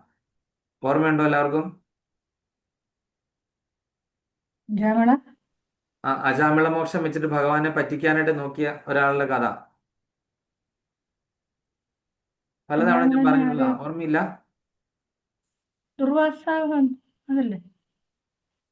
അതുപോലെ ഞാൻ വേറൊരു കാര്യം പറഞ്ഞു. ഒരു ക്ഷേത്രത്തിൽ പോയി പൂജാരി ഭഗവാനായിട്ട് വന്നു, ആ ആ എന്താണ് ആ. ഞാൻ നിങ്ങളെ ആ എന്ന് മരിക്കാൻ മോക്ഷം തരാൻ ചോദിച്ചു. പോവാണ് എന്ന് പറഞ്ഞു അതിന് കഴിഞ്ഞപ്പോഴത്തേനും പുറയിലിരുന്ന് പറഞ്ഞ പ്രായം ചെന്ന 85 പുറയിലിരുന്ന് വയസ്സുള്ള അമ്മയ്ക്ക് എന്താണ് പോകാൻ താല്പര്യമില്ല. ഞാൻ നിങ്ങളെ വൈകുണ്ഠത്തിലേക്ക് കൊണ്ടുപോവാണ്, നാളെ ഇന്ന സമയത്ത് വരാൻ പറഞ്ഞു കഴിഞ്ഞിട്ട് എന്താണ് ആ എന്നിട്ട് പ്രായം ചെന്ന വന്നില്ല. അമ്മയ്ക്കും പോകാൻ തയ്യാറല്ല. തളർന്നു കിടക്കുന്ന 10 വർഷമായിട്ടുള്ള ആ ഒരു ബോധമില്ലാതെ കിടക്കുന്ന അവരുടെ ആത്മാവ് എടുക്കാമെന്ന് കഴിഞ്ഞാൽ അവർ ഈ ശരീരമായിട്ട് ഭയങ്കരമായിട്ട് അറ്റാച്ച്ഡ് ആണ്. അവരിപ്പോ എന്ത് ചെയ്യും? മറ്റുള്ളവർ ചെയ്യുന്ന സേവ ആസ്വദിച്ച് കിടക്കുകയാണ്. അവർക്കും ഈ ശരീരം പുറമെ പറയുകയാണെങ്കിൽ എന്റെ ജീവൻ എങ്ങനെ എടുത്താൽ മതി എന്ന് പറയും, പക്ഷെ പോകാനായിട്ട് താല്പര്യമില്ല. ഈ ശരീരത്തിൽ വസിച്ച ഈ ആത്മാവ് ശരീരമായിട്ട് ഇഴുകി ചേർന്നിരിക്കുകയാണ്. അതുകൊണ്ട് യമകിങ്കരന്മാർക്ക് എന്തുമാത്രം ബുദ്ധിമുട്ടാണ് നമ്മുടെ ജീവനെ ഒന്ന് പറിച്ചെടുക്കാൻ. അതുകൊണ്ട് അവരെന്താണ് യമപാശവുമായിട്ടാണ് വരുന്നത്. യമപാശമായിട്ട് വന്നിട്ട് അത് നമുക്ക് ആ ആത്മാവിനെ ഒന്ന് പറിച്ചെടുക്കണമെങ്കിൽ 10,000 തേൾ ഒരുമിച്ച് കുത്തുന്ന വേദന അനുഭവിക്കേണ്ടി വരും അല്ലേ?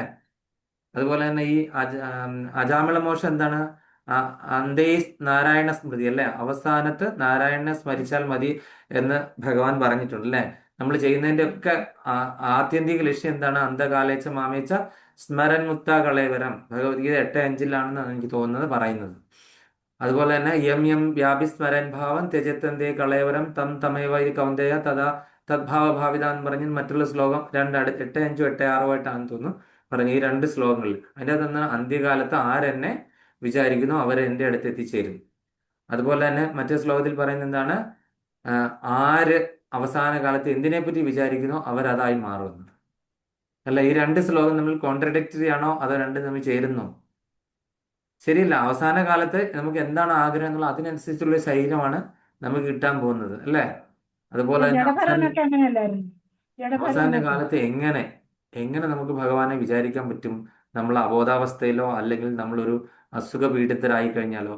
അസുഖപീഡിതരായി കഴിഞ്ഞ് കഴിഞ്ഞാൽ നമുക്ക് മനസ്സിലാകും ഒരിക്കലും നമുക്ക് എന്താണ് ഞാൻ കുറച്ച് ദിവസമായിട്ട് എന്താണ് എനിക്ക് ജപിക്കാനായിട്ട് യാതൊരു എന്താണ് ഒരു ടേസ്റ്റും വരുന്നില്ല. അപ്പൊ ഞാൻ നോക്കിക്കഴിഞ്ഞാൽ ഞാൻ കുറച്ച് പ്രതിസന്ധിയിലായിരുന്നു. കുറച്ച് എല്ലാവർക്കും ഒക്കെ ഓരോ അസുഖങ്ങളൊക്കെ ആയിരുന്നു. ചെറിയൊരു തലവേദന വന്നു കഴിഞ്ഞാൽ തന്നെ നമുക്ക് എന്താണ് ഭഗവാനെ വിളിക്കാനായിട്ട് പറ്റത്തില്ല. ഓർമ്മ പോലും കിട്ടത്തില്ല. നമ്മൾ ജപിക്കുന്നുണ്ടെങ്കിൽ ഇങ്ങനെ വെറുതെ ജപിച്ചു പോവാണ്. അപ്പൊ അതുപോലും പറ്റാത്തപ്പോൾ റിയൽ ഡെത്ത് എന്ന് പറയുമ്പം എന്താണ് ഒരു ഉറുമ്പ് കടിക്കുന്ന വേദന, ഒരു ചൊട്ടനുറുമ്പ് എന്ന് പറഞ്ഞാൽ ഉറുമ്പ് കടിച്ചു കഴിഞ്ഞാൽ നമ്മുടെ ജീവൻ സ്വർഗത്തിൽ എത്തുന്ന മാതിരിയാണ്. അങ്ങനത്തെ വേദനയാണ്. അതുപോലെ ഒരു തേള് കടിച്ചാലുള്ള വേദനയോ അതുപോലെ തന്നെ 10,000 തേള് ഒരുമിച്ച് കടിക്കുന്ന വേദന ശാസ്ത്രം പറയുന്നതാണ് കേട്ടോ, ഞാൻ പറഞ്ഞല്ല.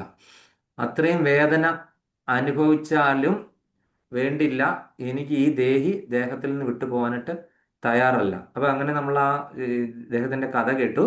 എന്താണ് അദ്ദേഹം മക്കളെ വ്യവസായിയാണ്. അപ്പൊ ഈ അജാമിളിന്റെ കഥ കേട്ടിട്ട് മക്കളെ എന്ത് ചെയ്തു? നാരായണൻ, മാധവൻ, ഗോവിന്ദൻ, ജനാർദ്ദനൻ എന്നൊക്കെ പറഞ്ഞ് പേരിട്ടു. 4 മക്കൾക്ക് പേരിട്ടു.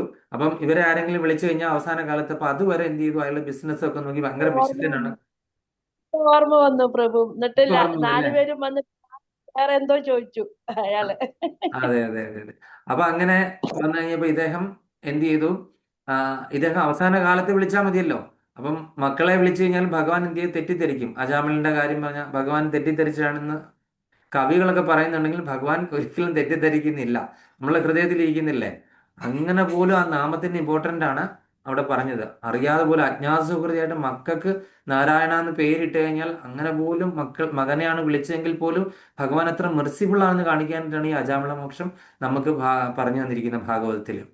അപ്പം ഇദ്ദേഹം എന്ത് ചെയ്തു? അങ്ങനെ അവസാന കാലത്ത് മേലാതെ കിടക്കുകയാണ്. ഇടയ്ക്കിടയ്ക്ക് ബോധം തെളിയും. അപ്പം എന്ത് ചെയ്യും? ഒരു ദിവസം കുറച്ച് കൂടുതലായിപ്പോയി. അപ്പൊ എന്ത് ചെയ്തു?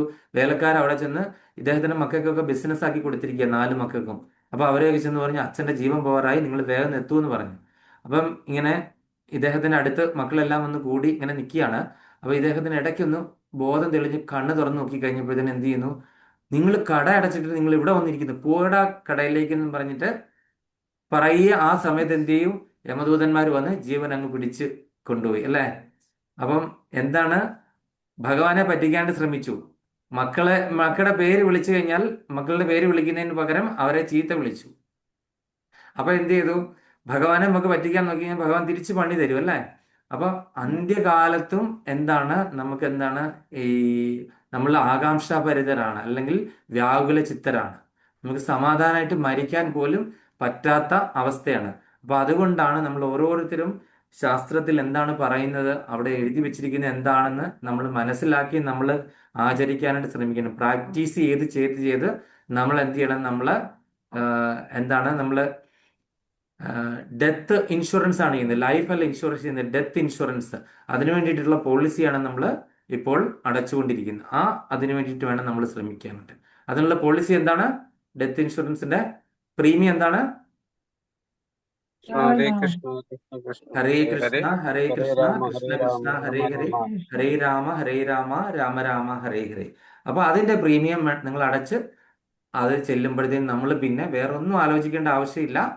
ഈവൻ ആ നാമം ചൊല്ലിക്കൊണ്ടിരിക്കുന്ന അവസ്ഥയിൽ അതേപടി നമ്മുടെ ജീവൻ പോകാൻ പറ്റുമെന്നുണ്ടെങ്കിൽ നമ്മൾ അത്രയും വലിയ ഭാഗ്യവാന്മാർ വേറെ ഇല്ല. കാര്യം എന്താണ്? ഭഗവാനും ഭഗവാന്റെ നാമവും തമ്മിൽ യാതൊരു വ്യത്യാസവും ഇല്ല.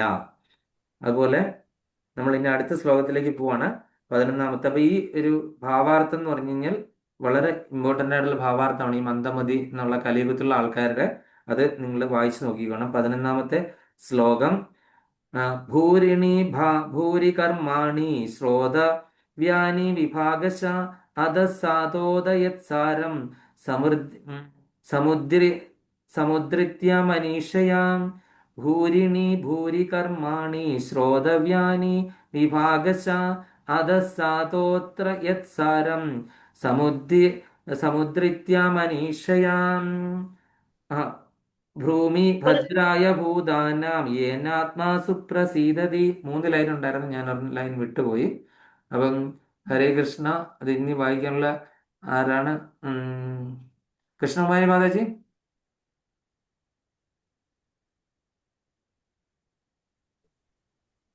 ഭൂരി കർമാണി ശ്രോതവ്യാണി വിഭാഗശ്ച അധസാധോത്ര യത്സാര സമുദ്രിത മനീഷയ ഭൂഹിഭദ്രായ ഭൂതാന യേനാത്മാ സുപ്രസീദതി. ഹരേ കൃഷ്ണ. ഹരേ കൃഷ്ണ. ശ്രീലപ്രഭാതരുടെ പദാനുപദ തർജ്ജമ. ജയ ശ്രീലപ്രഭാത്. ഭൂരിണി ബഹുവിധങ്ങളായ, ഭൂരി അനേകം, കർമാണി കർമ്മങ്ങൾ, ശ്രോതവാണി അഭ്യസിക്കേണ്ടത്, വിഭാഗശ ശ്രദ്ധാ വിഷയഭാഗങ്ങളായി, അധഃ ആകയാൽ, സാധു അല്ലയോ മുനിവര്യ, അത്ര ഈ ഗ്രന്ഥത്തിൽ, എന്ത് തന്നെയായാലും, സാരം സത്ത സമുദ്രിത്യ വിശിഷ്ടമായ, മനീഷ അങ്ങയുടെ പൂർണ്ണജ്ഞാനം, ബ്രൂഹി ദയവായി ഞങ്ങൾക്ക് പറഞ്ഞു തന്നാൽ, ഏന യാതൊന്നാൽ, ആത്മാവ് സുപ്രസീദതി പൂർണ്ണ സംതൃപ്തമാകുക. വിവർത്തനം ഭാവാർത്ഥം. Divine grace A C. Bhaktivedanta Swami Srila Prabhupada. ജയ ശ്രീലപ്രഭാത്.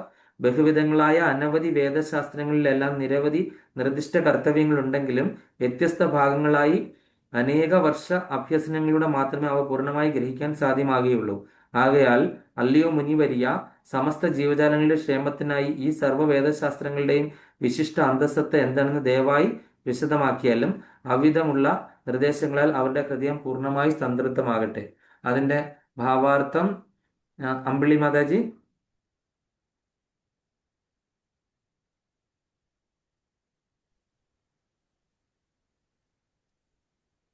ഹരേ കൃഷ്ണ മാതാജി. ഒരു മിനിറ്റ് പ്രഭു, ഞാനിത് എടുക്കട്ടെ. എന്റെ കയ്യിൽ മലയാള തർജ്ജമ ഇല്ല. ഈ വാട്സപ്പ് നോക്കിയിട്ടാണ് വായിക്കുക. ആത്മാവ് ദ്രവ്യത്തിൽ നിന്നും, അതല്ലേ പ്രഭു? അതെ അതെ അതെ. ദ്രവ്യത്തിൽ നിന്നും ഭൗതിക ഘടകങ്ങളിൽ നിന്നും തികച്ചും വ്യത്യസ്തമാണ്.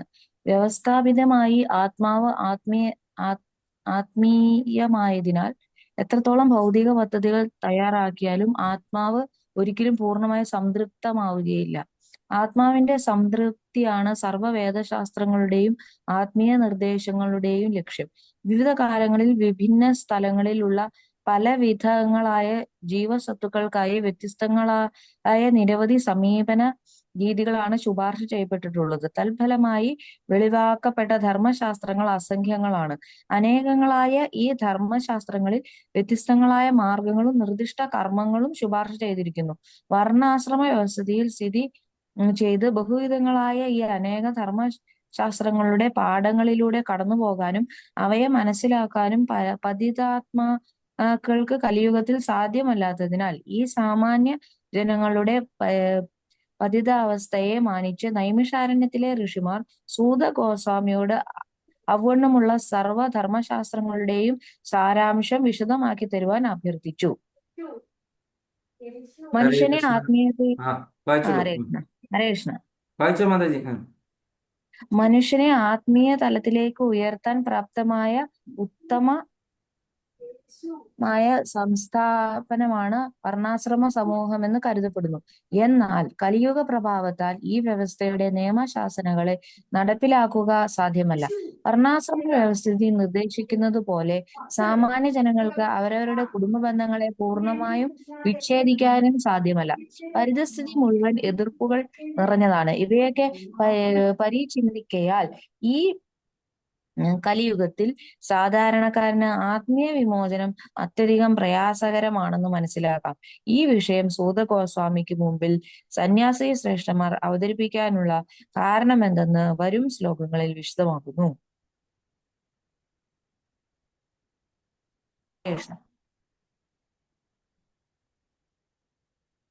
ഹരേ കൃഷ്ണ. അപ്പൊ നമ്മള് ഇവിടെ വീണ്ടും ആർഷിമാര് പറഞ്ഞിരിക്കുകയാണ്, ബഹുവിധങ്ങളായ അനവധി വേദശാസ്ത്രങ്ങളെല്ലാം നിരവധി നിർദ്ദിഷ്ട കർത്തവ്യങ്ങളുണ്ടെങ്കിലും വ്യത്യസ്ത ഭാഗങ്ങളായി അനേക വർഷ അഭ്യാസനങ്ങളുടെ മാത്രമേ അവ പൂർണ്ണമായി ഗ്രഹിക്കാൻ സാധ്യമാവുള്ളൂ. അപ്പം വേദങ്ങളൊക്കെ പഠിക്കാനും ഉപനിഷത്തുകളൊക്കെ പഠിക്കാനൊക്കെ അതിൻ്റെതായ രീതികളുണ്ട്. വേദങ്ങളുടെയൊക്കെ ആവൃത്തികളുണ്ട്, അതിൻ്റെ ശബ്ദം, മാത്ര, തന്മാത്ര, അതിൻ്റെ ഏറ്റക്കുറച്ചിലുകള്.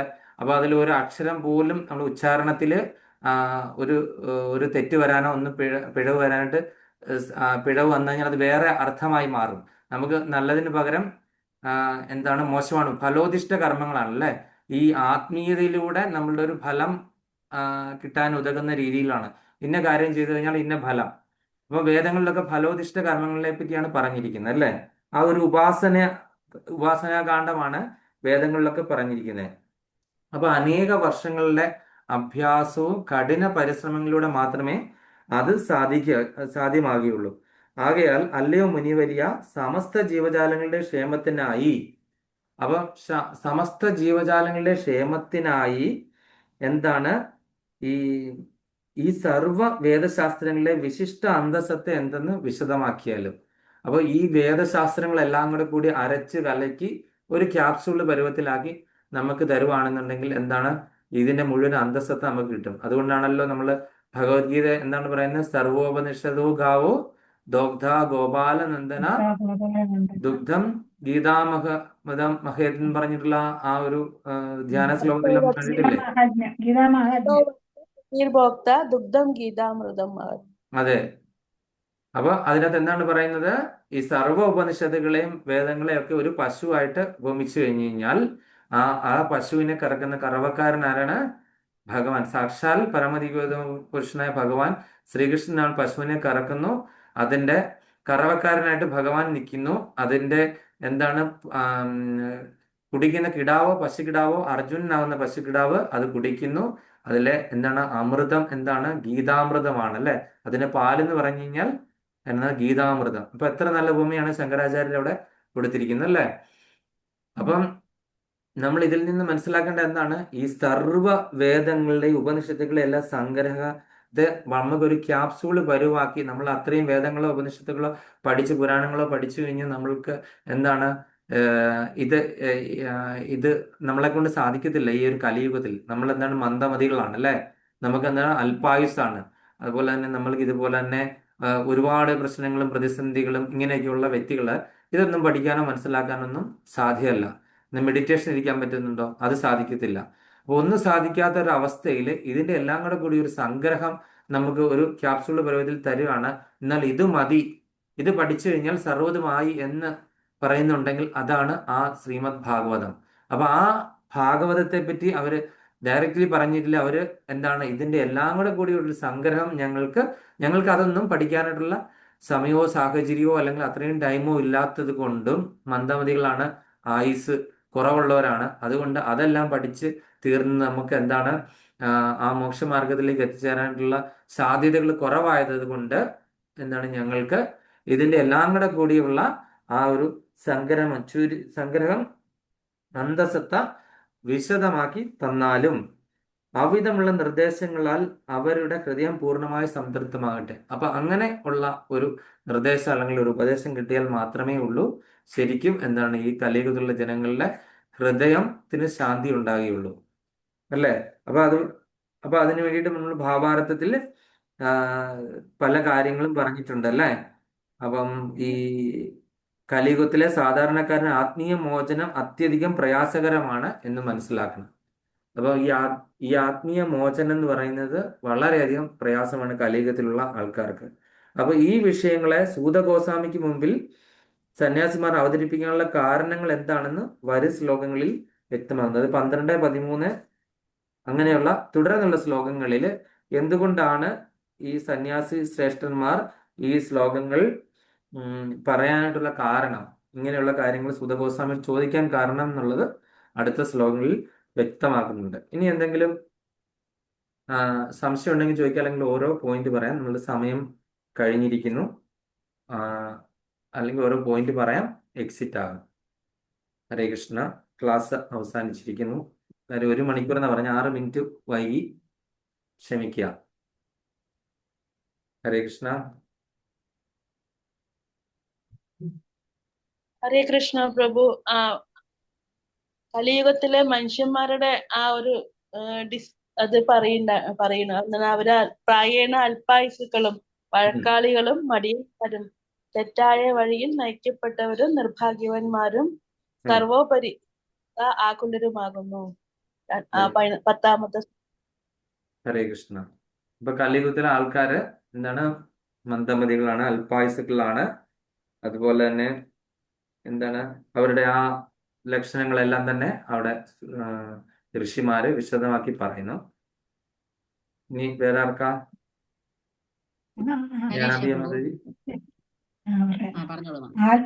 ആത്മീയതയിൽ നിന്ന് ആത്മീയ മരണത്തിൽ നിന്ന് നമ്മളെ രക്ഷപ്പെടുത്തണം. കലിയുഗത്തിലെ ജനങ്ങളുടെ ക്ഷേമത്തിനുള്ള കാര്യങ്ങൾ പറഞ്ഞു തരണമെന്ന് പറയുന്നു.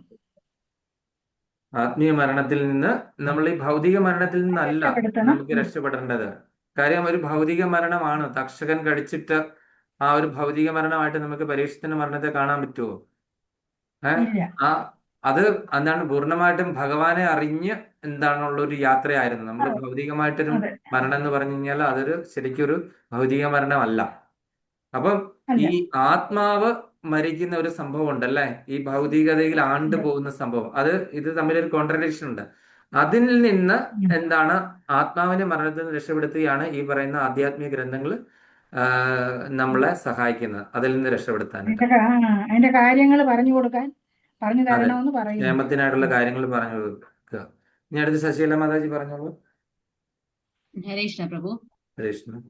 നമുക്കറിയാം ആത്മാവ് എന്ന് പറയുന്നത് മാറ്റർ അല്ല. അപ്പൊ നമ്മുടെ ആത്മാവിനെ നമുക്ക് സംതൃപ്തമാക്കണമെങ്കിൽ നമ്മുടെ ഭൗതികമായ യാതൊരു സൗകര്യങ്ങൾ കൊണ്ട് നമുക്ക് ആത്മാവിനെ തൃപ്തിപ്പെടുത്താൻ സാധിക്കുകയില്ല. അതിനാണ് നമ്മൾ വേദശാസ്ത്രങ്ങളും ധർമ്മശാസ്ത്രങ്ങളൊക്കെ പഠിക്കുന്നത്, അതിനു വേണ്ടിയിട്ടാണ്. പക്ഷെ എന്നാൽ ഈ കലിയുഗത്തിൽ നമ്മൾ ഈ പറഞ്ഞ പോലെ കലിയുഗത്തിൽ എല്ലാവരും മന്ദബുദ്ധികളായതുകൊണ്ട് നമുക്കതൊന്നും പഠിക്കാനുള്ള ഒരു ബുദ്ധിശക്തിയോ കഴിവില്ലാത്തത് കൊണ്ട് ഇതിനെയെല്ലാം സംഗ്രഹിച്ച് എല്ലാവർക്കും മനസ്സിലാകത്തക്ക രീതിയിൽ നമുക്ക് ശ്രീമദ് ഭാഗവതം കിട്ടിയിട്ടുണ്ട്. അത് നമ്മൾ വളരെ ഭക്തിയോടുകൂടി അത് നമ്മൾ ഹൃദയസ്ഥമാക്കി അതുപോലെ നമ്മുടെ ജീവിതത്തിൽ നമ്മൾ മുന്നോട്ട് പോവുകയാണെങ്കിൽ നമ്മൾ ഈ കലിയുഗത്തിൽ നമ്മുടെ ഈ പ്രഭാവത്തിൽ നമുക്ക് ഒരുമാതിരിയൊക്കെ രക്ഷപ്പെടാനായിട്ട് സാധിക്കും. അതുപോലെ ഹരേ കൃഷ്ണ മഹാമന്ത്രം നമ്മൾ ദിവസേന ഭഗവാനെ സ്മരിച്ചുകൊണ്ട് ചെയ്യുക. അത് മാത്രമേ കലിയുഗത്തിൽ നമുക്ക് രക്ഷപ്പെടാനുള്ള ഒരേ ഒരു മാർഗം എന്ന് പറയുന്നു. ഭാഗവതത്തിന് അത്രയ്ക്കും മാഹാത്മ്യമുണ്ട്. ഹരേ കൃഷ്ണ. ഹരി ബോൾ. Thank you Mataji. കൃഷ്ണ വിലാസിനി മാതാജി.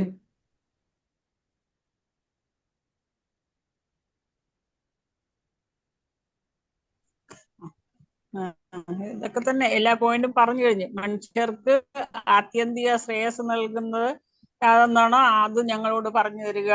അത് ആദ്യം ആവശ്യപ്പെടുന്നത്. പിന്നെ കലിയുഗത്തിൽ ആയുസ്സും ഭാഗ്യവും മന്ദബുദ്ധികളും സദാ ആകുലരുമാണ് ഉള്ള ജനങ്ങൾ. അവർക്ക് ആത്മീയ ശ്രേയസ്സിനുള്ള മോചനത്തിന് വേണ്ടിയുള്ള എല്ലാ വേദങ്ങളിലും പുരാണങ്ങളിലും പറഞ്ഞിരിക്കുന്ന അന്തസത്ത ഉപദേശിച്ചു തന്നാലും.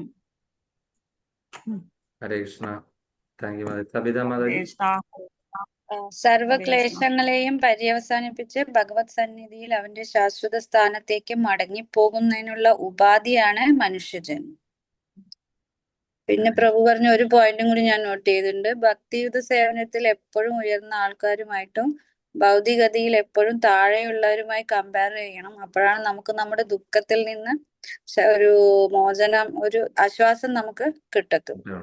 ഹരേ കൃഷ്ണ. അങ്ങനെ എപ്പോഴും കമ്പയർ ചെയ്യണമെന്നല്ല, നമ്മൾ ഇൻ കേസ് നമ്മൾ അങ്ങനെ ഒരു ഇതിൽ വന്നു പോയിട്ടുണ്ടെങ്കിൽ ഇങ്ങനെ ചെയ്യാവുള്ളൂ. ഹരേ കൃഷ്ണ. ഇനി അടുത്തത് അമ്പിളി മാതാജി. പ്രഭു പറഞ്ഞ കാര്യങ്ങളിൽ ഇത് സെയിം. നമ്മളെക്കാളും ക്ലേശം അനുഭവിക്കുന്നവരായിട്ട് നമ്മളുടെ ക്ലേശങ്ങൾ കമ്പയർ ചെയ്യുമ്പോൾ നമ്മളുടെ ഇത് ഒന്നുമല്ല എന്ന് നമുക്ക് മനസ്സിലാവും. അതുപോലെ തന്നെ കലിയുഗത്തില് നമ്മൾ ഭക്തിയുത സേവനത്തിലേക്ക് പോയാൽ പോലും ചുറ്റും നെഗറ്റീവ് ആയിട്ടുള്ള കാര്യങ്ങളായിരിക്കും.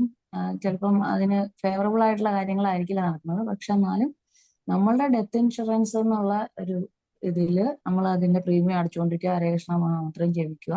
അതുപോലെ അതിലൂടെ നമുക്ക് മറ്റുള്ളവരെ ഇൻസ്പയർ ചെയ്യാനായിട്ട് സാധിക്കും കുറച്ചെങ്കിലും. അതാണ് മനസ്സിലായത്. ഹരേ കൃഷ്ണ. താങ്ക് യു മാതാജി. ഹരേ കൃഷ്ണ. അടുത്തത് ഇനി പ്രഭാകരൻ പ്രഭു ഡ്യൂട്ടിയിലാണോ അതോ?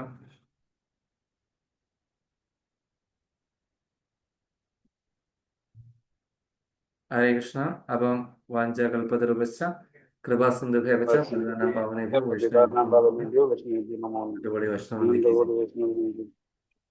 പ്രഭു ഡ്യൂട്ടിയിലായിരുന്നു. പ്രഭു ഡ്യൂട്ടിയാണ് പ്രഭു. അപ്പൊ കഴിഞ്ഞിട്ട് റൂമിൽ വന്നോണ്ടിരിക്കുകയാണ്. ഹരേ കൃഷ്ണ. അപ്പൊ എന്തായാലും പ്രഭു ഓർത്ത് കയറിയല്ലോ. താങ്ക് യു പ്രഭു. ഹരേ കൃഷ്ണ. ഹരേ കൃഷ്ണ. അപ്പം ലീവ് ചെയ്യാം എല്ലാവർക്കും. ഹരേ കൃഷ്ണ. ഹരേ കൃഷ്ണ. ഹരേ കൃഷ്ണ. ഹരേ കൃഷ്ണ. ഹരേ കൃഷ്ണ. ഹരേ കൃഷ്ണ.